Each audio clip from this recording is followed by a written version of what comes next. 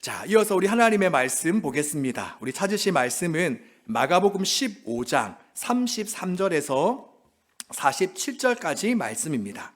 마가복음 15장 33절에서 47절까지 말씀, 우리 한 절씩 우리 교독하도록 하겠습니다. 저부터 읽습니다.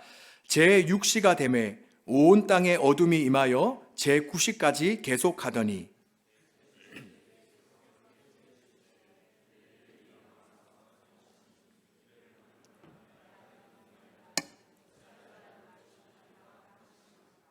곁에 섰던 자 중 어떤 이들이 듣고 이르되 보라 엘리야를 부른다 하고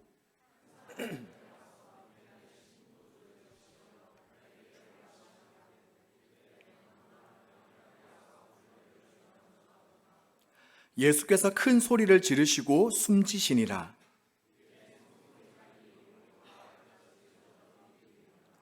예수를 향하여 섰던 백부장이 그렇게 숨지심을 보고 이르되 이 사람은 진실로 하나님의 아들이었도다 하더라.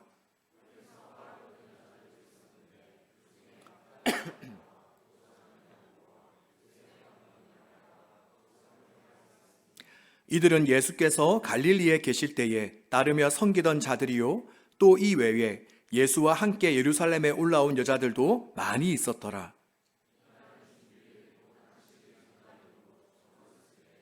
아리마대 사람 요셉이 와서 당돌이 빌라도에게 들어가 예수의 시체를 달라 하니 이 사람은 존경받는 공회원이요 하나님의 나라를 기다리는 자라.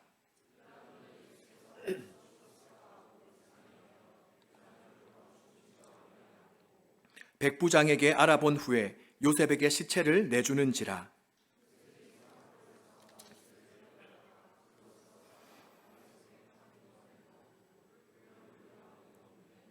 함께 읽습니다. 막달라 마리아와 요새의 어머니 마리아가 예수 든 곳을 보더라. 아멘. 커밍 아웃이라는 용어가 있습니다. 바로 이 말은 coming out the closet, 바로 벽장 밖으로 나오다라는 말에서 유래한 것으로 자신의 사상이나 정체성을 공개하는 것을 이야기합니다. 주로 우리나라에서는 성 정체성이나 정치적 성향을 이야기할 때에 주로 이 용어가 사용됩니다. 그런데 이렇게 커밍아웃 하는 것은 보통 어려운 일이 아닙니다.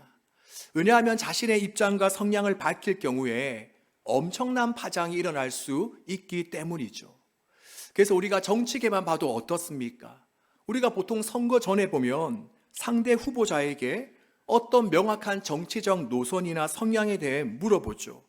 그러면 대부분이 어떻습니까? 바로 확실하게 대답을 하지 못합니다. 바로 왜 그러냐? 바로 A라는 대답을 할 경우에 B라는 B쪽 성향을 가진 사람들로부터 민심을 잃을 수 있기 때문입니다. 그래서 우리가 항상 그런 토론회를 보면 항상 그들은 두루뭉실하게 이야기할 수밖에 없는 것입니다.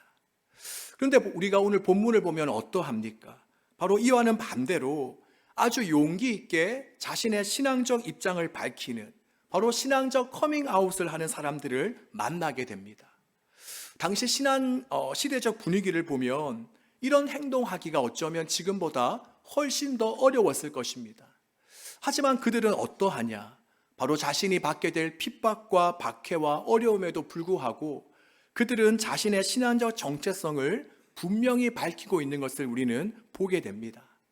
그러기에 바라기는 이 자리에 함께한 저와 여러분 모두도 우리가 이 세상을 살아가면서 내가 어디에 그리고 누구를 만나든지 간에 나의 신앙 정체성을 분명히 할 수 있기를 주님의 이름으로 소망합니다. 자, 그럼 지금부터 우리가 오늘 본문 말씀을 함께 살펴보도록 하겠습니다. 오늘 본문은 고난주간 제6번째 날에 일어난 예수님의 십자가 죽음에 대해 말씀하고 있습니다. 먼저 33절에 보면 제6시가 되매 온 땅에 어둠이 임하여 제9시까지 계속하더니 라고 말씀하고 있습니다. 자, 그렇다면 여기에서 말하는 제6시는 오늘날의 몇 시를 말하는 것일까요? 몇 시를 이야기하죠? 네, 보통 우리가 성경에 나와 있는 시각은 유대 시각 표시입니다. 그러기에 보통은 우리가 성경에 나와 있는 시간에다가 6을 더하면 오늘날의 시간으로 환산됩니다. 자, 그러니 여기에 나와 있는 제6시는 오늘날에 몇 시에 해당됩니까? 바로 12시, 즉 정오를 말하는 것입니다. 근데 우리가 낮 12시, 바로 정오는 어떻습니까? 태양이 가장 높게 뜨고 또 하루 중 가장 밝은 날이 바로 이 정오입니다. 그런데 오늘 본문에 보면 이 정오에 어떤 일이 일어났다라고 이야기하고 있죠? 바로 가장 밝아야 될 그 정오에 온 땅에 어두움이 임하더니 그 어두움이 제9시, 그러니 오늘날에 오후 3시까지 계속되었다라고 말씀합니다. 그러니 우리는 이러한 현상은 절대 자연적으로 일어날 수 없는 이례적인 일로, 이것은 하나님의 직접적인 개입이 있었다라고 말할 수밖에 없는 것입니다. 그러니 이런 초자연적인 현상을 목격한 사람들은 당시 어떠했냐? 아마도 말할 수 없는 큰 충격과 공포에 휩싸였을 것입니다. 그래서 39절에 보면 당시 십자가형을 집행했던 로마의 백부장은 예수님을 가리켜 뭐라고 고백하죠? 바로 이 사람은 진실로 하나님의 아들이었도다 라고 말씀합니다. 당시 로마 장교인 그가 이런 고백을 한다는 것이 쉬웠겠습니까? 그렇지 않죠. 아마도 그는 자칫 잘못하다가는 로마의 반역자로 몰릴 수도 있었습니다. 하지만 그는 예수님의 십자가 처형의 전 과정을 직접 두 눈으로 지켜보면서, 즉 수많은 군인과 군중, 그리고 예수님과 함께 십자가에 매달렸던 그 강도가 예수님을 조롱하고 욕할 때에도 오히려 예수님은 전혀 그들을 원망하거나 미워하는 표정 한번 짓지 않으시고 오히려 그들을 위해 기도하시는 장면을 보면서, 또 당시 십자가형을 당하는 사람들을 보면 그들은 살려달라고 애원하거나 또 자신의 억울함을 호소하거나 아니면 십자가형을 집행하는 사람들을 향해 저주를 퍼부었는데, 바로 그랬던 사람과는 달리 예수님께서는 너무나도 근엄하게 하나님 아버지만을 부르시는 장면을 바라보면서, 그리고 조금 전에 이야기한 것처럼 바로 오늘 본문에 나와 있듯이 가장 밝아야 될 그 시각이 몇 시간 동안이나 어두움으로 가득 차 있는 그러한 신기한 현상을 바라보며 바로 이 로마 백부장은 예수님을 하나님의 아들이라고 고백할 수밖에 없었던 것입니다. 자, 그렇다면 왜 이처럼 예수님께서 십자가에 달려 계시는 동안 이런 초자연적인 현상이 발생했을까요? 과연 우리는 이 어두움을 뭐라고 설명할 수 있겠습니까? 글쎄요, 여기에 대해서 성경이 뭐 이렇다 저렇다 말씀하고 있지 않기 때문에 우리가 뭐라고 확신 있게 말할 수는 없겠지만 몇 가지 추측은 해볼 수 있을 것 같습니다. 먼저는 아모스 8장 9절 말씀에 보면 이런 말씀이 있습니다. 그날에 내가 해를 대낮에 지게 하여 백주의 땅을 캄캄하게 하며 라고 말씀하고 있듯이 바로 이 어두움은 종말에 임할 하나님의 심판을 미리 암시하는 것이라고 우리는 볼 수 있습니다. 그리고 또한 두 번째 경우는 뭐가 있냐? 바로 죽어가고 있는 그 아들을 아무런 말 없이 지켜 바라보아야만 했던 하나님의 슬픔이라고 우리는 해석할 수 있습니다.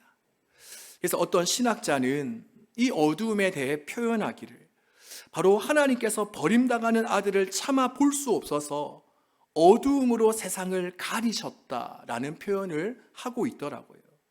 그러니 오늘 우리는 이 본문에 나와 있는 이 어두움에는 사랑하는 아들 예수를 십자가에 못 박을 수밖에 없었던 그 하나님 아버지의 지독한 슬픔과 아픔이 표현되어져 있는 것입니다.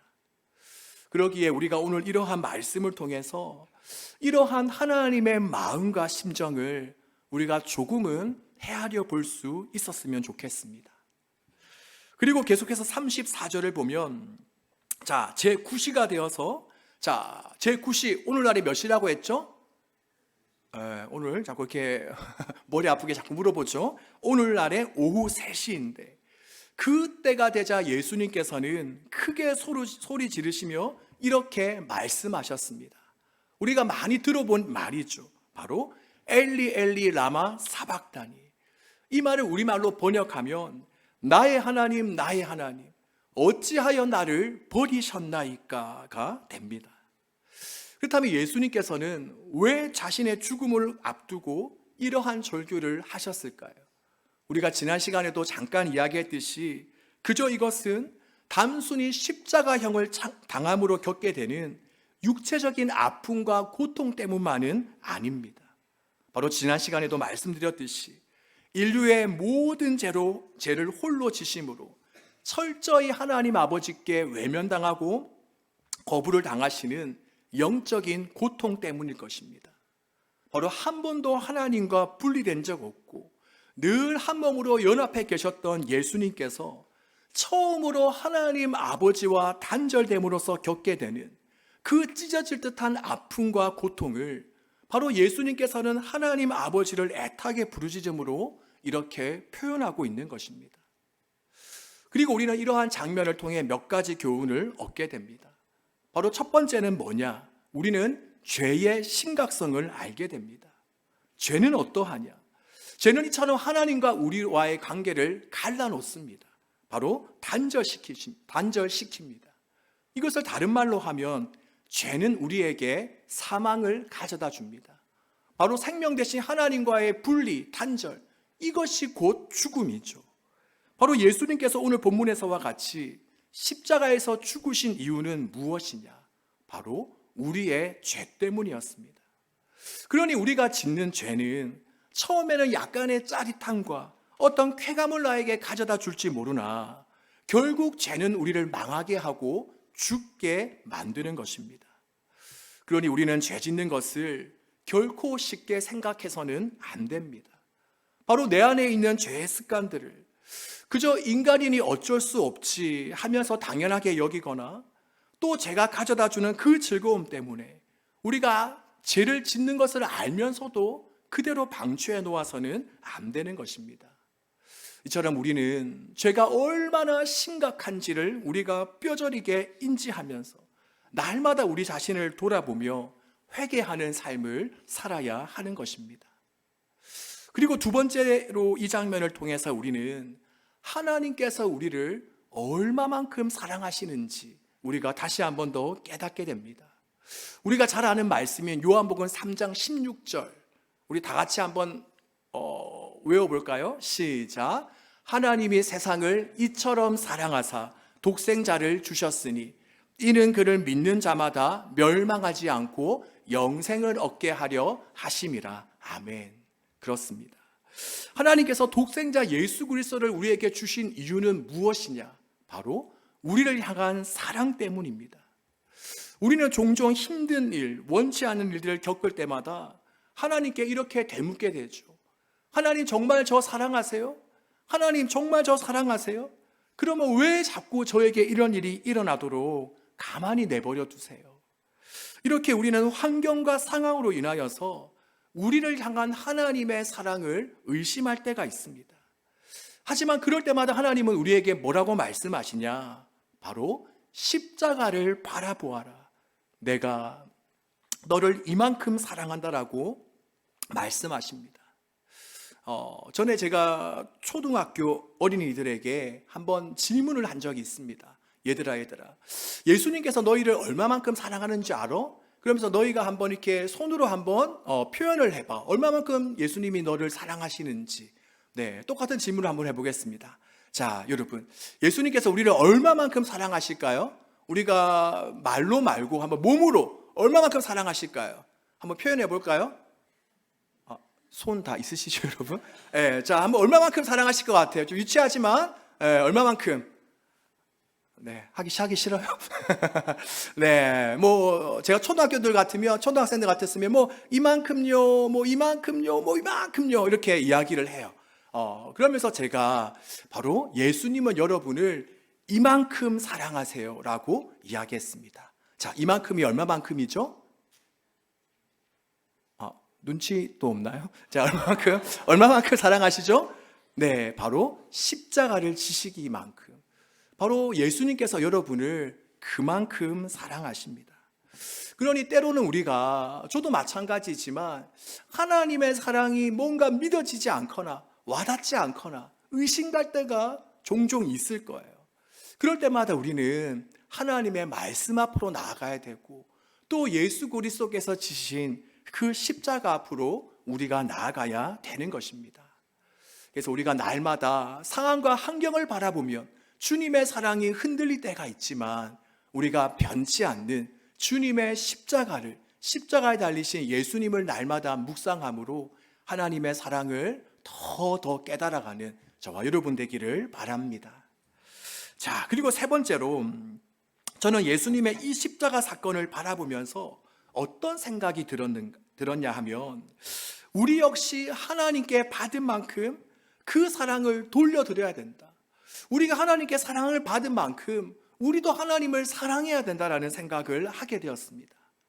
그러면서 오늘 본문을 묵상하는 중에 저는 아브라함이 아들 이삭을 번제로 바칠 때의 장면이 생각났습니다. 우리가 창세기 22장 2절에 보면 하나님께서 아브라함을 불러 이렇게 말씀하십니다. 너의 아들, 너의 사랑하는 독자 이삭을 데리고 모리아 땅으로 가라. 그리고 내가 너에게 일러준 한 산에서 그를 번제로 드리라, 제물로 드리라라는 그러한 말씀을 하십니다. 그러자 아브라함은 어떻게 합니까? 그는 두말 없이 곧바로 순종합니다.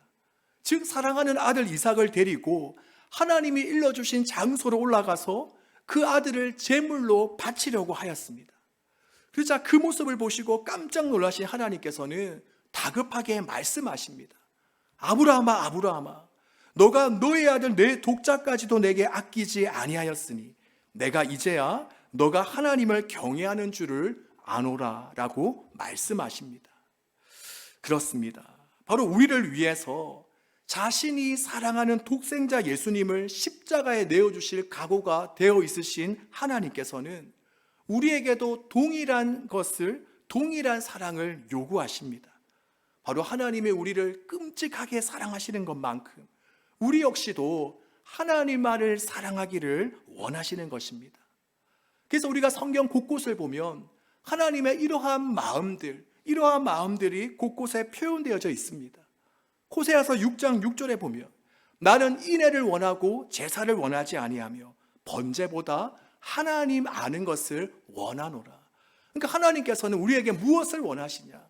바로 우리가 하나님을 알고 하나님을 사랑하기를 원하신다는 것입니다. 또 한 구절만 더 보면 누가복음 16장 13절 집 하인이 두 주인을 섬길 수 없나니 혹 이를 미워하고 저를 사랑하거나 혹 이를 중히 여기고 저를 경히 여길 것임이라. 너희는 하나님과 재물을 겸하여 섬길 수 없느니라. 바로 하나님은 우리가 두 마음을 가지고 이것도 사랑하고 하나님도 사랑하고 이렇게 하기를 원하시는 것이 아니라 전적으로 주님만을 원하고 주님만을 사랑하기를 원하신다는 것입니다. 여러분, 이것은 우리가 연애를 할 때 가지는 마음도 똑같죠. 내가 상대방을 아끼고 사랑하는 것만큼 상대방도 나를 아끼고 사랑해 주기를 우리는 원하지 않습니까? 하나님의 마음도 이와 같다라는 것입니다. 그렇다면 지금 우리는 어떻습니까? 하나님과 지금 우리와의 관계는 어떠합니까? 지금 우리는 그저 하나님으로부터 사랑을 받기만 합니까? 아니면 내가 받은 그 사랑을 가지고 우리 역시 하나님을 사랑하고 있습니까? 바라기는 아브라함이 하나님과 함께 정말 서로를 위해서, 서로를 향해서 자신의 가장 소중한 것을 내어주는, 그러니까 쌍방간에 자신의 가장 소중한 것을 내어주는 그 아름다운 사랑의 경험을 함께 공유했던 것처럼 우리 역시도 하나님과 서로 내가 가진 모든 것들을, 내가 가진 최고의 것들을 서로 내어주는 그런 사랑의 경험을 공유할 수 있기를 주님의 이름으로 축복합니다. 네, 하나님만 우리에게 내어주시는 것이 아니라 우리 역시도 하나님께 내가 가진 최고의 것, 내 모든 것을 드리는, 그래서 서로가 쌍방간에 최고의 것을 드릴 수 있는 그런 사랑의 관계가 되었으면 좋겠습니다. 자, 그리고 이어서 본문을 보면 37절에 예수님은 큰 소리를 지르시고 숨을 거두십니다. 그런데 우리말 성경으로는 알 수 없지만 여기에는 놀라운 진리가 하나 숨겨져 있습니다. 그것은 바로 예수님께서 숨을 거두셨다라는 것이 원어로 볼 때 수동태가 아닌 능동태로 되어 있다는 것입니다. 그렇다면 이것은 무슨 말입니까? 바로 예수님의 십자가 죽음, 예수님께서 십자가에 달려 죽으신 것은 그저 겉으로 볼 때 사내들인 공회원들의 음모로 인하여서 죽은 수동적인 죽음이 아니라 바로 예수님께서 인류를 위해 스스로 죽음의 길을 능동적으로 선택하셨다라는 것입니다. 바로 이처럼 예수님은 얼마든지 본인이 원하시면 그 죽음을 피하실 수 있으셨지만 예수님은 우리를 살리시기 위해서 또 생명 되신 하나님 앞으로 우리가 나아갈 수 있도록 하시기 위해서 스스로 십자가 죽음의 길을 택하셨던 것입니다. 그러기에 여러분, 바라기는 저와 여러분도 우리가 얼마든지 마음만 먹으면 내가 더 많은 이윤과 이익을 낼 수 있고 우리가 마음만 먹으면 더 편하게 살 수 있지만 우리가 이웃과 세상을 향한 사랑 때문에 바로 다른 이들의 이익과 유익을 위해서 기꺼이 내 것을 내어주며 십자가의 길을 선택하며 살아갈 수 있기를 주님의 이름으로 축복합니다. 네. 자, 그리고 본문을 보면 그 후에 어떤 일이 일어납니까? 자, 38절 한번 보겠습니다. 자, 38절에 보면 어떤 일이 일어나죠? 예수님께서 십자가에 달려 죽으시자 어떤 일이 일어납니까?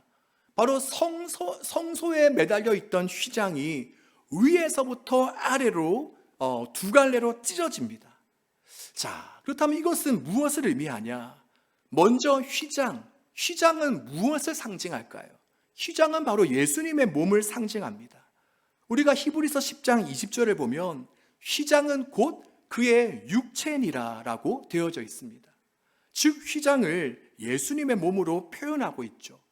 그러기에 여기서 휘장이 찢어졌다는 것은 예수님께서 십자가 위에서 그의 몸이 찢기져서 죽으신 것을 말합니다. 그리고 이렇게 휘장이 찢어짐으로 어떤 일이 일어났는가? 바로 지성소와 성소의 구분이 사라졌습니다. 네, 이렇게 좀 복잡한 단어들이 나오는데, 자, 휘장은 뭐냐? 성전 안에 있는 성소와 지성소를 구분하는 역할을 했습니다. 그리고 지성소 안에는 아무나 들어갈 수 없죠. 바로 1년에 한 번 허락된 대제사장 한 사람만 들어갈 수 있었습니다. 그런데 이제는 휘장이 찢어짐으로 어떻게 되었냐? 바로 성소와 지성소의 구분이 사라졌습니다. 그래서 이제는 누구나 다 지성소로 들어갈 수 있게 되었습니다. 바로 우리 모두는 예수 그리스도의 십자가를 통해서 또 방금 전에 우리 찬양팀이 불렀던 그 찬양의 가사 십자가의 보혈을 힘입어서 이제는 우리 모두가 다 제사장의 신분으로 얼마든지 하나님 앞으로 직접적으로 나아갈 수 있게 되었다라는 것입니다.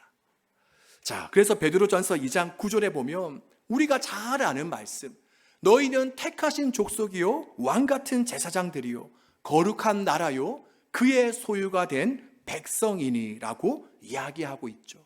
자, 우리 옆 사람에게 당신은 택하신 족속이요 왕같은 제사장이요 거룩한 나라요 그의 소유가 된 백성입니다 라고 우리 한번 알려줬으면 좋겠어요. 자, 우리 한번 옆에 있는 사람에게 잘 모르는 것 같아서 한번 알려줬으면 좋겠어요. 자, 다 같이 시작. 당신은 택하신 족속이요 왕같은 제사장들이요 거룩한 나라요 그의 소유가 된 백성입니다. 아멘이십니까? 아멘. 이렇게 우리 모두는 다 바로 왕같은 제사장의 자격으로 우리가 언제든지 하나님 앞에 나아가 그분을 뵙고 그분께 예배와 영광을 드릴 수가 있는 것입니다. 자, 이렇게 이야기하면 사실 별로 뭔가 와닿지 않죠, 여러분. 근데 이것이 얼마나 큰 은혜와 특권인지 모릅니다. 보통 우리가 대통령이나 어떤 연예인과 친분이 있다. 여러분 혹시 좋아하는 연예인 있나요? 우리 좀 젊은 친구들한테 물어볼까? 우리 지민이 좋아하는 연예인 있어? 없어요? 자, 아무튼 뭐 대통령이나 여러분이 좋아하는 그 연예인과 친분이 있다. 그를 잘 안다. 내가 마음만 먹으면 언제든지 그 사람을 만날 수 있다라고 하면 그것을 얼마나 자랑스럽고 영광으로 여기겠습니까? 하물며 만물의 창조자이신 하나님 앞에 왕 중의 왕이신 하나님 앞에 나아간다는 것은 실로 엄청난 특권이요 영광인 것입니다. 아멘이십니까? 그러기에 우리는 날마다 이 은혜와 특권을 좀 사용했으면 좋겠습니다. 바로 날마다 주님 앞에 나아가 주님을 예배하고 주님을 높이는 그런 저와 여러분이 되어지기를 간절히 소망합니다.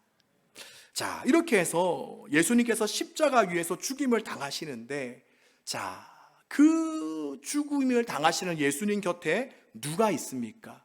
3년 동안 함께 하였던 제자들이 있습니까? 그렇지 않죠.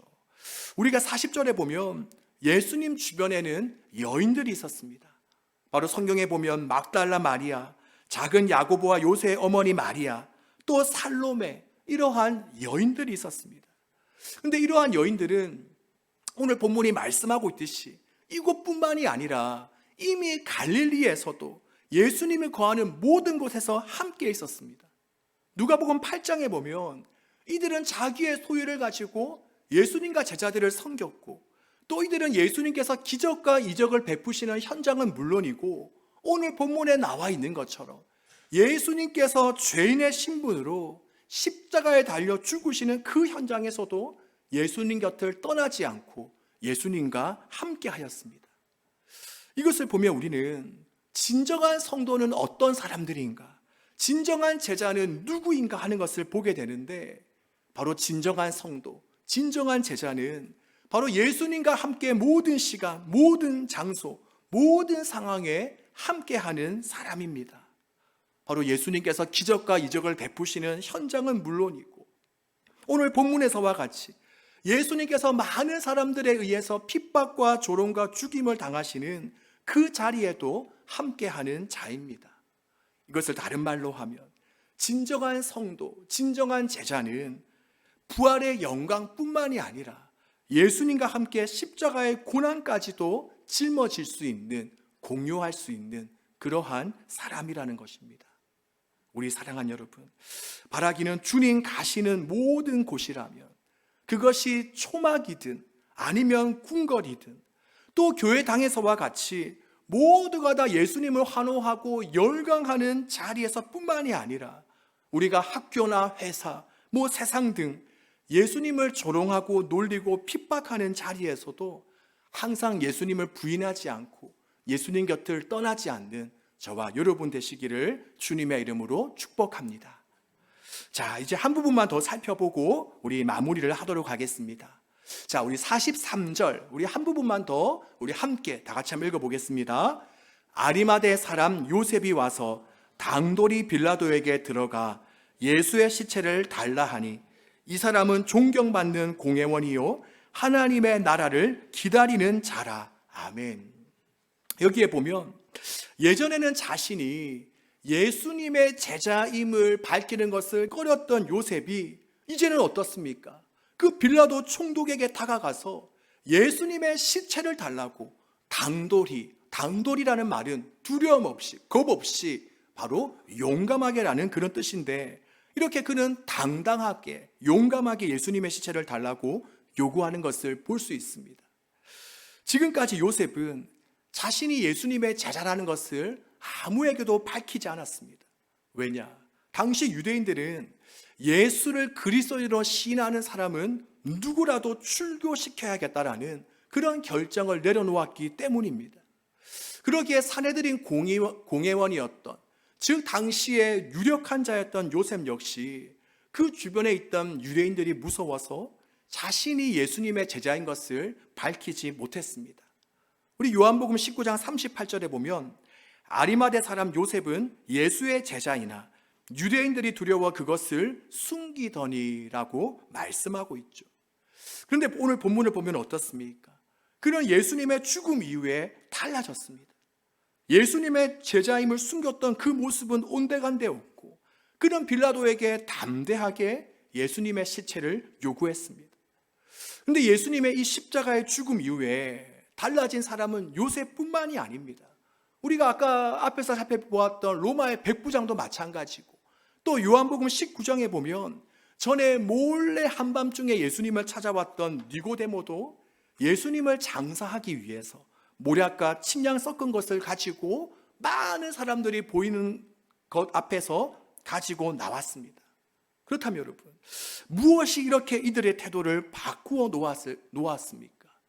바로 예수님의 십자가 죽음을 통해서 그들은 진정 예수님이 하나님의 아들인 것을 확신했기 때문입니다. 물론 이전에도 그러한 믿음은 물론 있었겠지만 어쩌면 그 믿음은 아주 얕은 믿음, 적은 믿음, 또한 이론과 지식에 불과했을 수도 있겠습니다. 하지만 예수님의 십자가를 목격한 이후에 그들은 확신했습니다. 예수님은 진짜 하나님의 아들이시다. 예수님은 우리가 그토록 기다리던 메시아시다. 구원자이시다. 이런 결론에 도달했던 것입니다.